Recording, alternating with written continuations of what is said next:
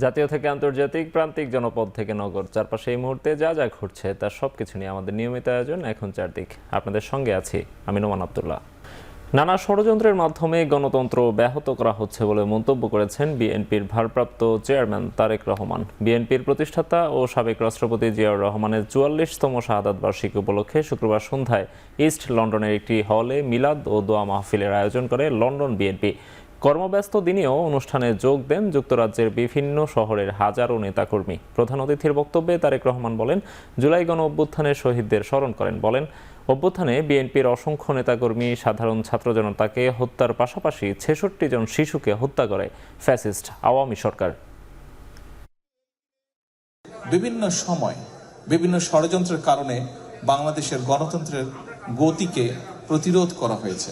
পলাতক স্বৈরাচার, সেই স্বৈরাচার ক্ষমতাকে ধরে রাখার জন্য কি হারে মানুষকে হত্যা করেছে, কি হারে বহু মানুষের সারা জীবনের দৃষ্টি কেড়ে নিয়েছে, কিভাবে বহু হাজারো মানুষ কিভাবে ক্ষতিগ্রস্ত হয়েছে, শারীরিকভাবে পঙ্গুত্ব বরণ করেছে। জাতিসংঘের হিসাব মোতাবেক ৬৬ জন শিশুকে হত্যা করেছিল তারা। ডিসেম্বরের পর নির্বাচনের পক্ষে সরকারের কোনো গ্রহণযোগ্য যুক্তি নেই, আর থাকলেও তা জাতির সামনে স্পষ্টভাবে তুলে ধরার আহ্বান জানিয়েছেন বিএনপির স্থায়ী কমিটির সদস্য সালাহ উদ্দিন আহমেদ। শনিবার দুপুরে শহীদ রাষ্ট্রপতি জিয়াউর রহমানের ৪৪তম শাহাদাত বার্ষিকী উপলক্ষে রাজধানীর ডিপ্লোমা ইঞ্জিনিয়ার্স ইনস্টিটিউটে এক আলোচনা সভায় তিনি এসব কথা বলেন। এ সময় বলেন, সরকার সংস্কারের কথা বললেও আসলে নানা কৌশলে নির্বাচন পিছিয়ে দিতে চাচ্ছে, অথচ সংস্কার একটি চলমান প্রক্রিয়া। নির্বাচনের আগে, পরে বা একসাথে চলতে পারে, কিন্তু নির্বাচনের সময় পেছানোর পক্ষে কোনো যৌক্তিকতা নেই। সালাউদ্দিন আহমেদ অভিযোগ করেন, সরকার সংবিধানে নিজেদের ইচ্ছে মতো পরিবর্তন আনতে চাইছে, কিন্তু এমন সিদ্ধান্ত জাতির সম্মতি ছাড়া চাপিয়ে দিলে তা গণতন্ত্র নয়, বরং একদলীয় শাসনের বাকশালের পথে নিয়ে যাবে। তিনি আরও বলেন, রাজনৈতিক দলগুলোর সঙ্গে একের পর এক আলোচনার আনুষ্ঠানিকতা চালালেও বাস্তবে কোনো অগ্রগতি নেই জনগণের আস্থাও। যদি সংস্কারের সমস্ত প্রস্তাবের মধ্যে আমরা একমত হওয়ার জন্য আপনারা কন্টিনিউয়াসলি পারসু করতে থাকেন এবং ব্লেম দিতে থাকেন যে এখনো পর্যন্ত এই বিষয়ে একমত হয়নি। আমরা লিখিতভাবে বলেছি, আমরা আলোচনা করেছি কি কি বিষয়ে আমরা কাছাকাছি এসেছি এবং কি কি বিষয়ে একমত, নীতিগতভাবে একমত, সেগুলো কম্পাইল করে আপনারা জাতির কাছে প্রকাশ করেন। আগামী ২ তারিখ আবার ডেকেছে আমাদের মাননীয় প্রধান উপদেষ্টা। ভাবটা আমরা বুঝছি এরকম, আনুষ্ঠানিকতা আয়োজনের কোনো কমতি নেই, কিন্তু কাজের কোনো খবর নেই। এদিকে বিএনপির স্থায়ী কমিটির সদস্য আমির খসরু মাহমুদ চৌধুরী মন্তব্য করেছেন, ৫ আগস্টের পর জন্ম নেয়া কয়েকটি দল ছাড়া বাকি সবাই নির্বাচন চায়। সকালে জাতীয় প্রেস ক্লাবে জিয়া পরিষদের আলোচনা সভায় এই কথা বলেন তিনি। তাদের শক্তির মাধ্যমে একটি সরকার পরিচালিত হয়, সেই শক্তি যদি না থাকে আপনি সামনের দিকে এগোতে পারবেন। আমি একটা নির্বাচনের মাধ্যমে বাংলাদেশে গণতন্ত্রের পুনঃপ্রবর্তন চাই, এটাকে বাধাগ্রস্ত করা চলবে না। যদি কেউ বলে শুধুমাত্র একটি দল ডিসেম্বরের মধ্যে নির্বাচন চায়, এটা কি সত্য কথা? ৫২টি দল ডিসেম্বরের মধ্যে নির্বাচনের আমাদের সাথে যারা কাজ করছে তারা বলছে, আরো প্লাস আরো দল আছে। তাহলে এই ধরনের একটা মন্তব্য কি আমাদের জন্য, এটাকে জাতির কি প্রাপ্য এই ধরনের একটা কথাবার্তা? সাম্য হত্যাকাণ্ডের ঘটনাই প্রমাণ করে শিক্ষার্থীদের নিরাপত্তা দিতে ব্যর্থ হয়েছে ঢাকা বিশ্ববিদ্যালয় প্রশাসন। এমন মন্তব্য করে আবারও উপাচার্য ও প্রক্টরের পদত্যাগ দাবি করেছে ঢাবি ছাত্রদল। দুপুরে মধুর ক্যান্টিনে আয়োজিত এক জরুরি সংবাদ সম্মেলনে এই দাবি জানান সংগঠনের বিশ্ববিদ্যালয় শাখা সভাপতি গণেশ চন্দ্র রায় সাহস।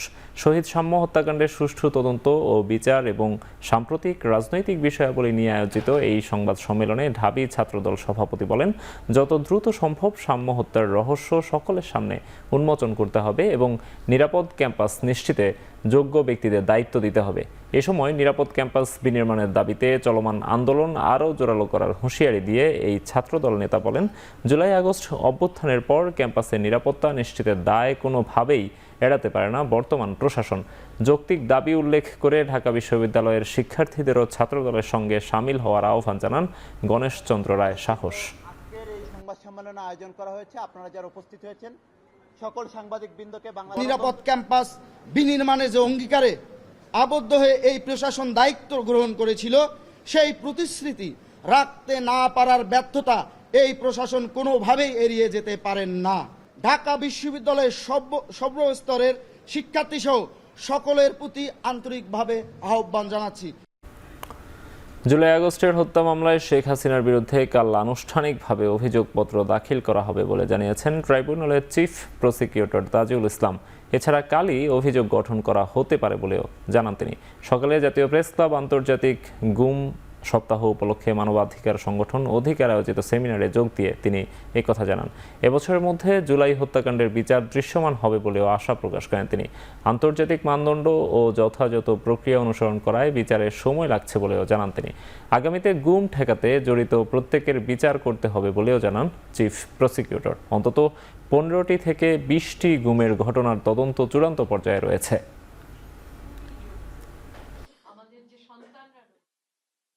গুমের মামলার অধিকাংশ বলা যাবে না, যেহেতু হাজার হাজার অভিযোগ আছে, অন্তত 10-15টা উল্লেখযোগ্য ঘটনা বা গুমের তদন্ত সম্পন্ন প্রায় জুন মাসের মধ্যেই সেগুলো রিপোর্ট আপনারা পাবেন ইনশাআল্লাহ। যে একজন ব্যক্তিকে ক্ষমতায় রাখার জন্য এত কিছুর আয়োজন করা হয়েছিল, কালচারে পরিণত করা হয়েছিল, সিস্টেম ডেভেলপ করা হয়েছিল, সেই অপরাধের যিনি নিউক্লিয়াস, তার বিরুদ্ধে আনুষ্ঠানিক অভিযোগ ইনশাআল্লাহ আগামীকালকে আমরা দাখিল করতে যাচ্ছি, যাতে করে বিচার হবে, অপরাধীর শাস্তি নিশ্চিত করা হবে, কিন্তু কোনো রকমের আইনের ব্যত্যয় যাতে না হয়, কোনো ধরনের অবিচার এবং অন্যায়ের প্রশ্ন যাতে না তোলা যায়। গাজীপুর সহ দেশের বিভিন্ন শিল্পাঞ্চলে তীব্র গ্যাস সংকটের কথা স্বীকার করলেন বিদ্যুৎ, জ্বালানি ও খনিজ সম্পদ উপদেষ্টা ফাউজুল করিম খান। বললেন, সাগর উত্তাল থাকায় আমদানি এলএনজি জাহাজ বন্দরে ভিড়তে পারেনি। আজকের মধ্যেই গ্যাস সরবরাহ স্বাভাবিকের চেষ্টা করা হচ্ছে। সকালে সাভার ও গাজীপুর শিল্পাঞ্চল পরিদর্শন করে একথা জানান তিনি। সকালে গাজীপুর শিল্প কারখানা পরিদর্শন শেষে জ্বালানি উপদেষ্টা আরও বলেন, অবৈধ গ্যাস সংযোগ বিচ্ছিন্ন করার পাশাপাশি যে সকল তিতাস কর্মকর্তা জড়িত তাদের শনাক্ত করে ব্যবস্থা নেওয়া হবে। এর আগে আশুলিয়ায় ডিইপিজেড এর নতুন জোনে পাওয়ার প্ল্যান্ট পরিদর্শনে গিয়ে উপদেষ্টা বলেন, 4টি নতুন এলএনজি কার্গো এসে পৌঁছেছে এবং সাগর উত্তাল থাকায় বন্দরে ভিড়তে সমস্যা হয়েছিল, শিগগিরই সরবরাহ শুরু হবে। এদিকে গাজীপুরে কয়েক মাস ধরে লাইনে গ্যাসের চাপ কম থাকায় তৈরি পোশাক সহ বিভিন্ন শিল্পে উৎপাদন ব্যাহত হচ্ছে। বিশেষ করে কোনাবাড়ি, মৌচাক, শফিপুর ও চন্দ্রা এলাকার সুতা তৈরির কারখানায় উৎপাদন নেমেছে অর্ধেকে, যার প্রভাব পড়েছে সামগ্রিক অর্থনীতিতে। আমরা 4 কার্গো এক্সট্রা এলএনজি আনতেছি। আমরা আশা করতেছি এইটা ওই একটা কার্গো আসছে, কিন্তু এটা ওই যে সমুদ্রের উত্তাল আবহাওয়ার জন্য এটা ডকিং করতে পারে না। তো এখন এটা ডকিং করছে। তো আমরা আশা করতেছি আজকে বিকালের মধ্যেই, সন্ধ্যার মধ্যেই পরিস্থিতির উন্নতি হবে। আর এখানে এইসব সব এলাকাতে অনেক অবৈধ সংযোগ আছে। সেই অবৈধ সংযোগের জন্য যারা দায়ী, আমরা ওই তিতাসের সে কর্মকর্তাদের বিরুদ্ধে ব্যবস্থা নিচ্ছি। রাজনীতিবিদদের সঙ্গে অনেক বিষয় নিয়ে সরকারের আলোচনা হলেও অর্থনীতি নিয়ে কোনো আলাপ হচ্ছে না বলে অভিযোগ করেছেন অর্থনীতিবিদ ডক্টর দেবপ্রিয় ভট্টাচার্য। রাজধানীতে প্রাক বাজেট ছায়া সংসদ বিতর্ক প্রতিযোগিতায় বক্তব্যে অর্থনীতিবিদ ডক্টর দেবপ্রিয় ভট্টাচার্য বলেন, আর্থিক খাত এখনও ভঙ্গুর অবস্থায় আছে, তাই এবারের বাজেট একটা নতুন উৎস হতে পারত। অবৈধভাবে উপার্জন করা অর্থ বাজেটের রাজস্ব খাতে নিয়ে আসা যেত, কিন্তু এরকম কোনো প্রতিফলন এখনও দেখা যাচ্ছে না। আর্থিক খাত এখনো ভঙ্গুর অবস্থার ভিতরে আছে, কিন্তু এই দুটোর মধ্যেখান দিয়ে আগামী দিনে যদি এগোতে হয় তাহলে কর্মসংস্থানটা গুরুত্বপূর্ণ। কর্মসংস্থানের জন্য বিনিয়োগ দরকার। রাজনীতিবিদদের সাথে আরো 10টা অনেক বড় বড় আলোচনা নিয়ে সরকার ব্যস্ত, সেহেতু আমার দুঃখের অর্থনীতি আলোচনায় তাদের স্থান পায়নি, এবং সেইটা যদি পেত তাহলে ওই ধারাবাহিকতার বিষয়টিতে নিশ্চয়তা আসতো এবং একই রকম ভাবে আগামী দিনে এই ব্যক্তি খাতের বিনিয়োগের ক্ষেত্রে উৎসাহিত হতো। শেষ হয়েছে তৈরি পোশাক শিল্প মালিকদের সংগঠন বিজিএমইএ এর পরিচালনা পর্ষদের নির্বাচন। এখন চলছে ভোট গণনা। ঢাকা ও চট্টগ্রামের 2টি কেন্দ্রে একযোগে সকাল 8টা থেকে বিকেল 5টা পর্যন্ত একটানা চলে ভোট গ্রহণ। সংগঠনটির 35টি পরিচালক পদে নির্বাচন কেন্দ্রিক 3টি জোট, ফোরাম, সম্মিলিত পরিষদ ও ঐক্য পরিষদ প্রতিদ্বন্দ্বিতা করেছে। তবে ভোটে মূল প্রতিদ্বন্দ্বিতা হবে ফোরাম ও সম্মিলিত পরিষদের মধ্যে, কারণ এই 2 প্যানেলই ঢাকা ও চট্টগ্রামের সব পদে প্রার্থী দিয়েছে। আর ঐক্য পরিষদের প্রার্থী মাত্র 6 জন। নির্বাচনে ফোরামের প্যানেল লিডার হিসেবে আছেন রাইজিং ফ্যাশনসের ব্যবস্থাপনা পরিচালক মাহমুদ হাসান খান। এর আগে সংগঠনের সহ-সভাপতির দায়িত্বে ছিলেন তিনি। অন্যদিকে সম্মিলিত পরিষদের দলনেতা হলেন চৈতি গ্রুপের এমডি মোহাম্মদ আবুল কালাম।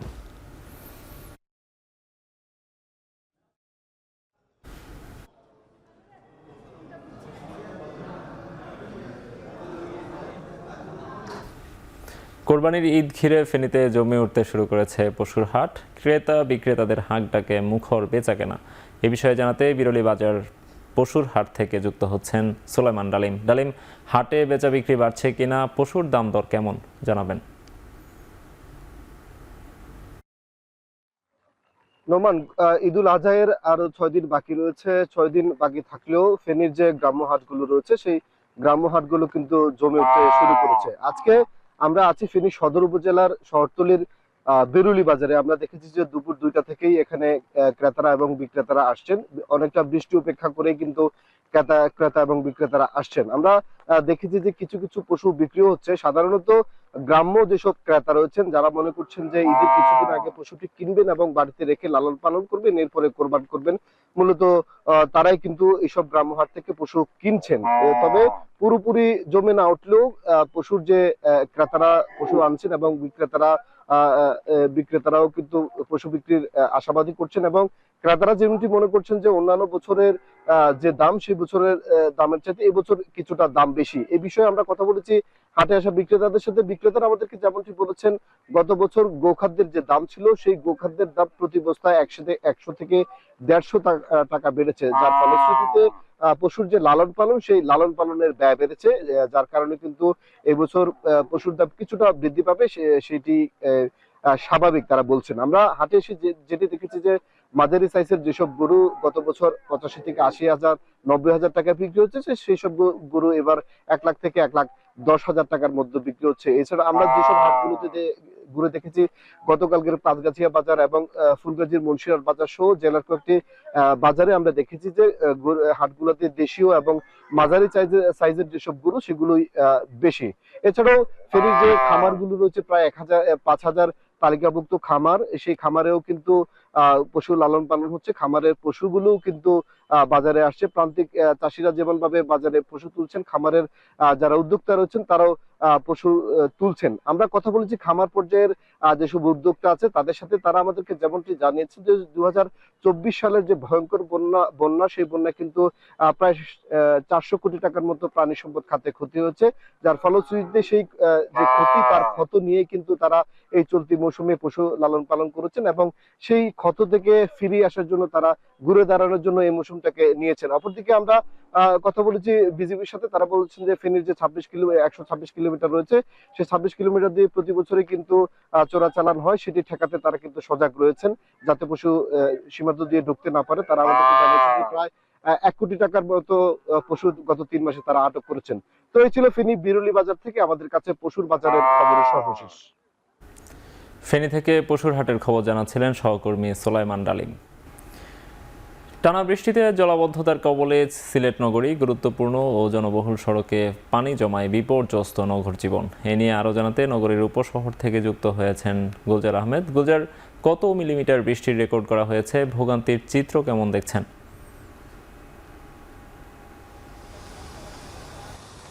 নুমান, আসলে দুপুর 12টা থেকে যে বৃষ্টি শুরু হয়েছিল সেই বৃষ্টিপাত এখনো অব্যাহত আছে, অর্থাৎ বিকেল 5টা বাজে এই সময়ের মধ্যে আবহাওয়া অফিস যে তথ্যটি আমাদেরকে জানিয়েছে যে এখন পর্যন্ত শুধুমাত্র সিলেটে 156 মিলিমিটার বৃষ্টিপাত রেকর্ড করা হয়েছে। তো এখন অবশ্যই ভারী বৃষ্টিপাত নয়, বৃষ্টিপাত কিছুটা কমেছে, অর্থাৎ হালকা বৃষ্টিপাত চলছে এবং এই ধারা অব্যাহত থাকবে আগামী কয়েক ঘন্টা, এমনটাই কিন্তু আবহাওয়া অফিস বলেছে। এই সময়ের মধ্যে আসলে এই 2-3 ঘন্টার বৃষ্টিতে সিলেট শহরের অধিকাংশ এলাকায় আসলে জলাবদ্ধতা তৈরি হয়েছে। যে বছরের সবচেয়ে বেশি বৃষ্টিপাত বা ভারী বৃষ্টিপাত আজকেই হয়েছে সেটি আবহাওয়া অফিস বলছে। আমরা দেখেছি যে সিলেট নগরীর কয়েকটি ওয়ার্ডে, বিশেষ করে 20, 21, 24, 18 এবং 13, সেই সাথে 29 এবং 36, এই কয়েকটি ওয়ার্ডের বেশ কিছু এলাকা আসলে জলমগ্ন অবস্থায় রয়েছে। আমরা এই মুহূর্তে রয়েছি দক্ষিণ সুরমার লাওয়াই বঙ্গবীর রোডে, যেটি হচ্ছে প্রধান সড়ক। এখানেও কিন্তু হাঁটু সমান পানি রয়েছে এবং এতে গিয়ে মূল যে যান চলাচল, অর্থাৎ সড়কে যে যান চলাচল সেটি মারাত্মকভাবে ব্যাহত হচ্ছে বা হয়েছে আমরা দেখতে পাচ্ছি। এর আগে আমরা সিলেটের উপশহর, মীরাবাজার, শাহপরান, ইসলামপুর সহ বেশ কয়েকটি এলাকায় দেখিয়েছিলাম যে এলাকার যে বাসাবাড়ি অনেকটা আসলে তলিয়ে যাওয়ার উপক্রম হয়েছে। বিশেষ করে একতলা বিশিষ্ট যে সকল ভবনগুলো আছে সেগুলো অনেকটা পানির নিচে, অনেকেই বাসাবাড়ি ছেড়ে যাচ্ছেন। তবে যেটি তারা বলছেন যেটি আসলে প্রতি বছরের নিয়মিত একটি সমস্যা। প্রতি বছর মের শেষ থেকে জুনের প্রথম দিকে যে বৃষ্টিপাত হয় সেই বৃষ্টিপাতে আসলে জলাবদ্ধতায় কবলে তারা পড়তেই হয়। এবং নগরবাসীর বিশেষ করে নগর উন্নয়ন কর্তৃপক্ষ বা সিলেট সিটি কর্পোরেশন কর্তৃপক্ষ যারা আছে তারা বরাবরই বলেন যে আসলে নগরবাসীর জন্য সেবাদানের জন্য তারা যে ড্রেনেজ ব্যবস্থা করেন এবং পরিষ্কার পরিচ্ছন্নতা নিয়মিত করলেও এই যে ভোগান্তি, এই ভোগান্তি থেকে আসলে তারা রেহাই পাচ্ছে না। তারা বলছেন যে অন্যান্য বছর আসলে ড্রেনেজ ব্যবস্থা একটু তুলনামূলকভাবে ভালো থাকলেও এবার কিন্তু সেটি নিয়মিতভাবে হয়নি, যার কারণে ড্রেনের যে পানি সেটি নদীতে নামার যে প্রক্রিয়া সেখানে বাধা হচ্ছে। এর জন্যই মূলত আসলে সিলেট শহরের জলাবদ্ধতাটা নিয়মিত হয়ে থাকে এবং আজকেও আছে। আশঙ্কার বিষয় হচ্ছে আবহাওয়া অধিদপ্তর যেটি বলছে যে এই বৃষ্টিপাত আগামী ৩-৪ ঘন্টা অব্যাহত থাকতে পারে বা আগামীকাল পর্যন্ত যদি অব্যাহত থাকে তাহলে এটি এক ধরনের আরও বড় ধরনের সমস্যা তৈরি হবে। অন্যদিকে সীমান্ত এলাকা যেগুলো আছে সেগুলো একটু আতঙ্কে রয়েছে, বন্যা আতঙ্কে। তো এই হচ্ছে আমার কাছে সার্বিক পরিস্থিতি সিলেটের জলাবদ্ধতা সম্পর্কিত। সিলেট থেকে যুক্ত ছিলেন সহকর্মী গুলজার আহমেদ। হবিগঞ্জ সদর উপজেলার পূর্ব ভাদুই এলাকায় খোয়াই নদীর বাঁধে ভাঙন দেখা দিয়েছে। বন্যার পূর্বাভাসের এই সময়ে বাঁধে ধস নামায় চরম আতঙ্কে পড়েছেন স্থানীয় বাসিন্দারা। স্থানীয়রা জানান গত বছরও একই স্থানে ভাঙন দেখা দিয়েছিল। বিষয়টি পানি উন্নয়ন বোর্ডকে জানানো হলেও তারা যথাযথ ব্যবস্থা নেয়নি। ফলে চলতি বছর আবারও একই জায়গায় বাঁধ ক্ষতিগ্রস্ত হয়েছে। এটি দ্রুত মেরামত না হলে আশপাশের বেশ কয়েকটি গ্রাম ও মাছের ঘের প্লাবিত হওয়ার আশঙ্কাও রয়েছে। এ বিষয়ে পানি উন্নয়ন বোর্ড জানায় বাঁধটি মেরামতের জন্য বড় আকারের একটি নৌকার প্রয়োজন, যা এখনও পৌঁছায়নি। আপাতত ক্ষতিগ্রস্ত স্থানে কিছু জিও ব্যাগ ফেলা হচ্ছে।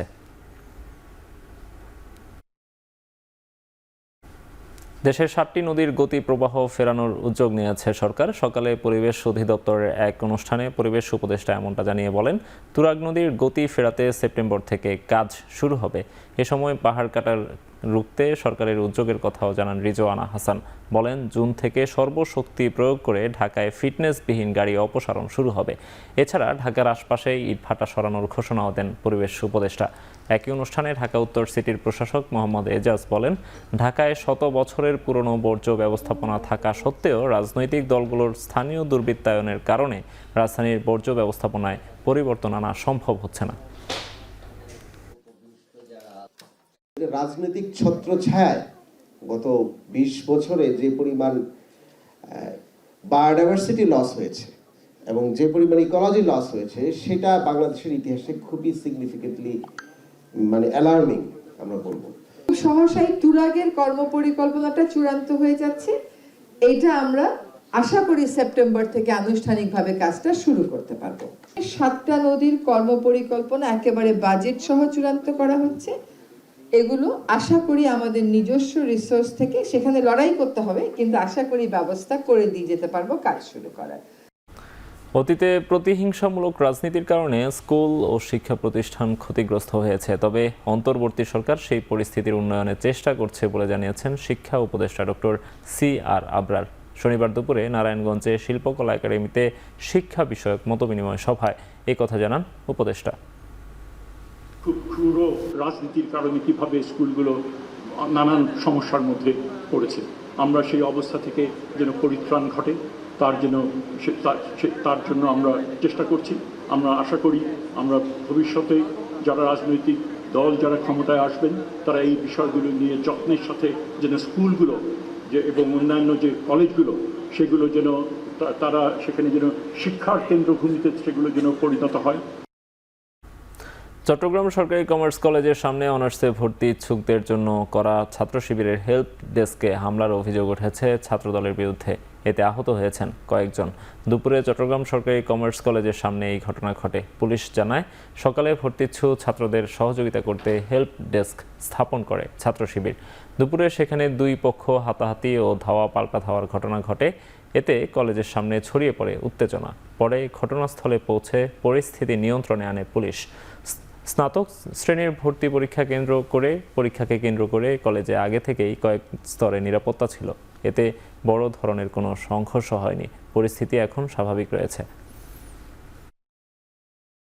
ঢাকা টাঙ্গাইল মহাসড়কের মির্জাপুরে আবারও মাথাচাড়া দিয়ে উঠেছে প্রবাসীর গাড়িতে ডাকাতির মতো ঘটনা। গেল রাতে এমন একটি ঘটনায় পুলিশ ডাকাত দলকে ধরতে গেলে ডাকাতরা পুলিশের দিকে এলোপাতাড়ি গুলি ছুড়ে পালিয়ে যায়।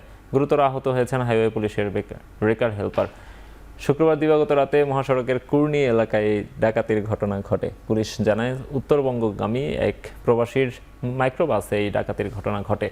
ডাকাতির ব্যাপারটি বুঝতে পেরে মহাসড়কে দায়িত্বরত পুলিশ সদস্যরা এগিয়ে গেলে এলোপাতাড়ি গুলি ছোড়ে ডাকাতরা। এ সময় পুলিশের রেকার হেল্পার তুহিন মিয়ার কবজিতে গুলি লাগে। পালিয়ে যায় ডাকাত সদস্যরা। পরপর মহাসড়কে এমন ডাকাতির ঘটনায় আতঙ্ক ছড়িয়েছে পরিবহন চালক ও যাত্রীদের মধ্যে।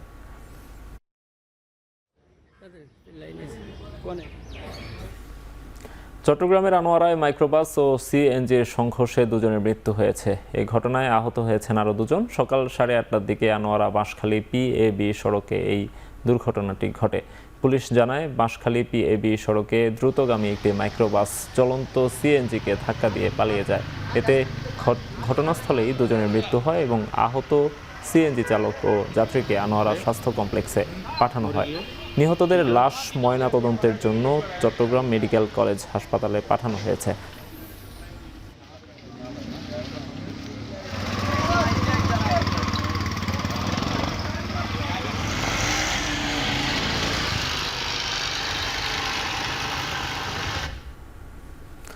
কুষ্টিয়ায় যাত্রীবাহী বাস ও ট্রাকের সংঘর্ষে অন্তত 26 জন আহত হয়েছেন। আহতদের উদ্ধার করে বিভিন্ন হাসপাতালে ভর্তি করা হয়েছে। সকালে খোকসা উপজেলার শিমুলিয়া এলাকায় এই দুর্ঘটনা ঘটে। পুলিশ ও প্রত্যক্ষদর্শীরা জানান, কুষ্টিয়া থেকে রাজবাড়ির দিকে যাচ্ছিল যাত্রীবাহী একটি বাস। শিমুলিয়া এলাকায় পৌঁছালে বিপরীত দিক থেকে আসা একটি ট্রাকের সঙ্গে সংঘর্ষ হয়। এতে বাসটি উল্টে খাদে পড়ে যায়। এতে অন্তত আহত হন 26 জন। তাদের উদ্ধার করে খোকসা উপজেলা স্বাস্থ্য কমপ্লেক্স ও সদর হাসপাতালে পাঠানো হয়। তবে এই ঘটনায় কেউ নিহত হয়নি।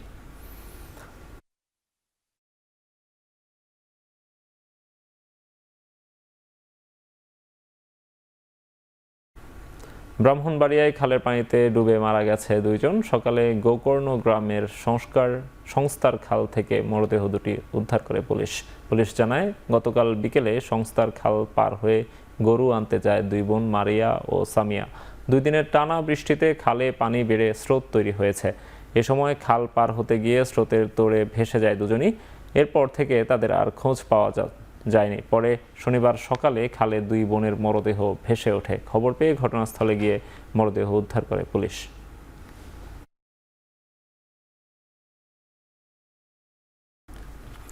এবার দেশের বাইরের খবর। গাজা উপত্যকাকে বিশ্বের সবচেয়ে ক্ষুধার্ত স্থান হিসেবে উল্লেখ করেছে জাতিসংঘ। সংস্থাটির মানবিক সহায়তা সংগঠনের দাবি, গাজায় প্রতিনিয়ত ক্ষুধার সঙ্গে লড়াই করে 23 লাখের বেশি মানুষ। এদিকে গাজার রাফা সীমান্তের পশ্চিমাঞ্চলে ত্রাণ নিতে আসা ফিলিস্তিনিদের উপর আবারও গুলি চালিয়েছে ইসরায়েলি সেনারা। এতে 2 জন নিহত হয়েছে বলে নিশ্চিত করেছে আল জাজিরা। এছাড়া খান ইউনিসের পূর্বাঞ্চলে আইডিএফের হামলায় প্রাণ গেছে আরও 1 জনের। এ নিয়ে উপত্যকাটিতে নিহতের সংখ্যা 54,300 ছাড়িয়েছে। এখন পর্যন্ত আহত হয়েছেন প্রায় 1,24,000 ফিলিস্তিনি। অন্যদিকে যুক্তরাষ্ট্রের পক্ষ থেকে সবশেষ যুদ্ধবিরতির যে প্রস্তাব উত্থাপন করা হয়েছে তা অতি দ্রুত কার্যকর করা হবে বলে আশা প্রকাশ করেছেন মার্কিন প্রেসিডেন্ট ডোনাল্ড ট্রাম্প।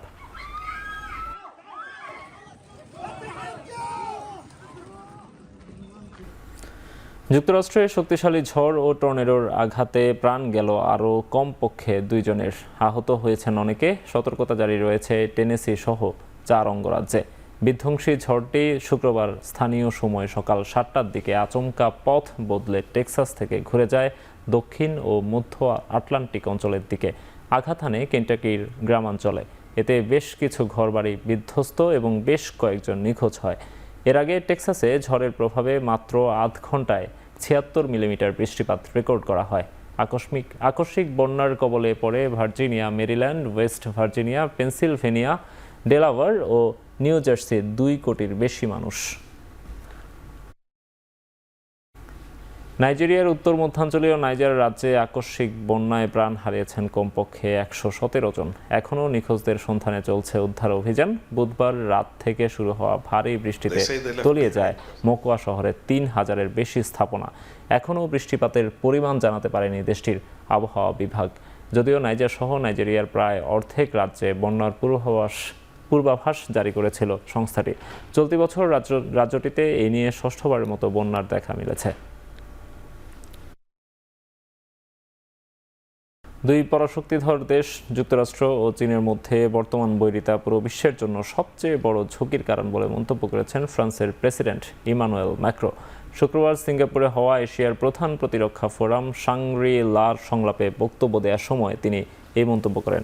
মার্কিন শুল্ক ব্যবস্থা নিয়ে অনিশ্চয়তা দূর করার লক্ষ্যে এশিয়ায় বাণিজ্যিক সম্পর্ক জোরদারে অঞ্চলটিতে সফর করছেন ফ্রান্সের প্রেসিডেন্ট। বিশ্ব ব্যবস্থার বিভাজন রোধে এশিয়া ও ইউরোপের স্বার্থ রয়েছে বলেও উল্লেখ করেন Emmanuel macro.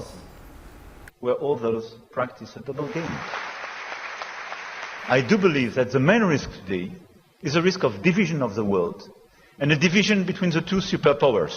That the time for coalitions of action has come and requires that countries capable of acting together give themselves every means to do so. We must show consistency where others practice a double game. And this is exactly my call tonight. ইন্দোনেশিয়ার পশ্চিম জাভার একটি খনিতে পাথর ধসে কমপক্ষে প্রাণ গেছে 14 জনের, চলছে উদ্ধার কাজ। শুক্রবার সিরেবন এলাকায় ঘটে পাথর ধসের এই ঘটনা। এতে আহত হয় অন্তত 6 জন। জাতীয় দুর্যোগ ব্যবস্থাপনা সংস্থা জানিয়েছে বিশাল পাথরের চাই সরানোর চেষ্টা চলছে। 3টি খনন যন্ত্র, ভারী যন্ত্রপাতি পাথরের নিচে চাপা পড়েছে। এই ঘটনায় কত মানুষ নিখোঁজ হয়েছেন তা এখনও স্পষ্ট নয়। ধারণা করা হচ্ছে ধ্বংসস্তূপে আটকা পড়েছেন 6 থেকে 8 জন।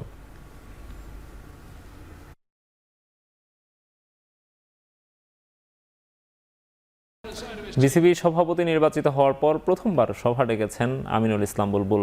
ক্রিকেট বোর্ডের ইমেজ পুনরুদ্ধার ও বিপিএলে ক্রিকেটারদের পারিশ্রমিক ইস্যুতে আলোচনা হবে সভায়। এ নিয়ে আরও জানাতে মিরপুরে বিসিবি কার্যালয় থেকে আমাদের সঙ্গে যুক্ত হচ্ছেন সহকর্মী আরিফুল ইসলাম সাহাব। আজকের সভার এজেন্ডাগুলো আমাদের জানাবেন। সভা কখন নাগাদ শেষ হতে পারে, কোনো তথ্য পেয়েছেন কিনা?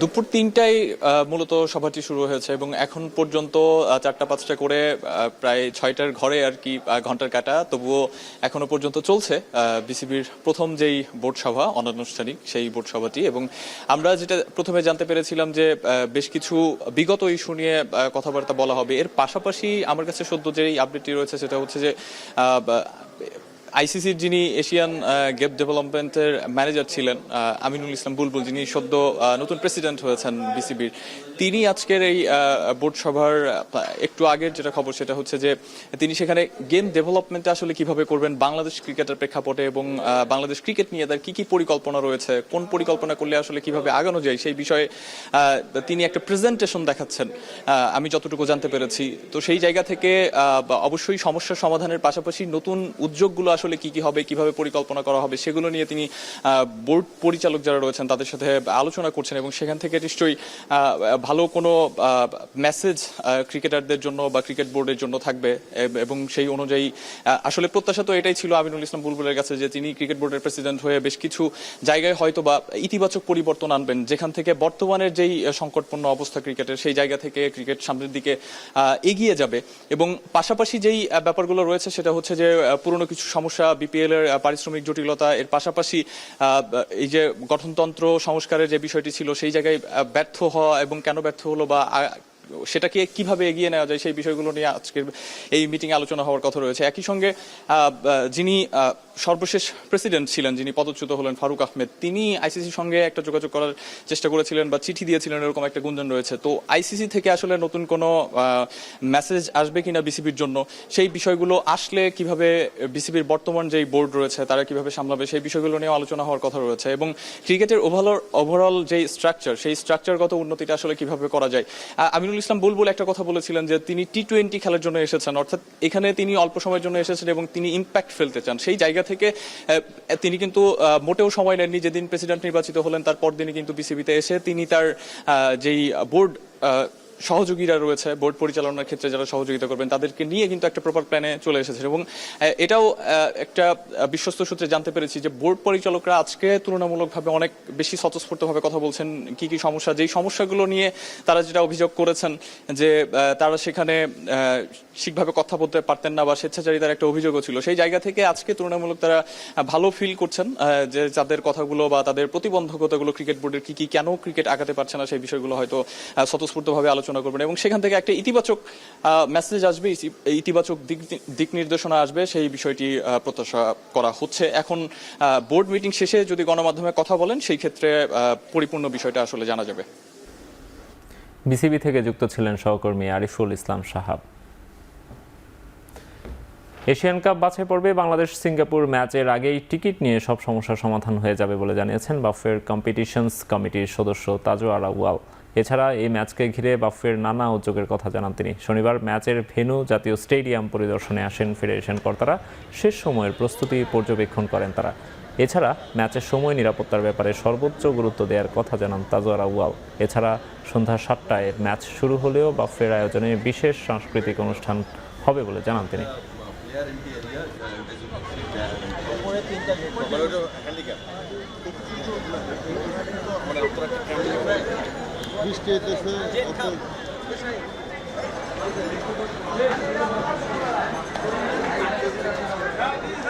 থাকে যদি টিকেফাই বা কুইকেটকে ওনারা ইমেল করে ওনাদের কোন জোনে ছিল ওনারা রেকটিফাই করে দিচ্ছে। ওনারা অনেকগুলি পেয়েছে, এরকম 40-50টা পেয়েছে, অলরেডি রেকটিফাই হয়ে গেছে এগুলি। আর আমার মনে হয় না এটা বেশি কোনো ইস্যু থাকবে, 1-2টা থাকতে পারে, ওইটা সলভ হয়ে যাবে খেলার আগে। এখনও কিন্তু আমাদের প্রচুর সময় আছে খেলার আগে এই জিনিসগুলো রেকটিফাই করার। আমাদের কালচারাল প্রোগ্রাম দেখে থাকেন অনলাইনে, আমরা 3টার সময় গেট খুলে দিব। আমরা চাই দর্শকরা যেন আগে চলে আসে। আমরা প্রোগ্রাম শুরু করবো 4:30টায়, অ্যাকচুয়াল লাইভ যে সিঙ্গিংটা শুরু হবে 5টায়। আমাদের জানেন এএফসি নিয়মে আমাদের মাঠ ত্যাগ করতে হবে 90 মিনিট আগে। বিশ্বকাপ বাছাইয়ের জন্য 28 সদস্যের প্রাথমিক দল ঘোষণা করেছে আর্জেন্টিনা। আগামী 6 জুন চিলির বিপক্ষে ও 11 জুন কলম্বিয়ার বিপক্ষে ঘরের মাঠে বিশ্বকাপ বাছাইয়ের ম্যাচ খেলবে বিশ্ব চ্যাম্পিয়নরা। দল ঘোষণায় ছিল বিশেষ চমক। 7 মার্চ ঘূর্ণিঝড়ে ক্ষতিগ্রস্ত বাহিয়া ব্লাঙ্কা শহরের প্রতি সংহতি জানিয়ে বিভিন্ন শ্রেণী পেশার মানুষ দল ঘোষণা করে। ফিট থেকেই দলে জায়গা করে নিয়েছেন লিওনেল মেসি, বাদ পড়েছেন নিকোলাস ডোমিঙ্গেজ, আলেহান্দ্রো গার্নাচো, ভ্যালেন্তিস কাস্তিয়ানোস ও ম্যাক অ্যালিস্টার। স্কালোনির দলে বড় চমক মিলগার্নোর 21 বছর বয়সী ডিফেন্ডার মারিয়ানো ট্রয়েলো, রিভার প্লেটের 17 বছর বয়সী ফরওয়ার্ড মাস্তান্তুয়ানো এবং ইন্ডিপেন্দিয়েন্তের 23 বছরের সেন্টার ব্যাক লোমোনাকোর।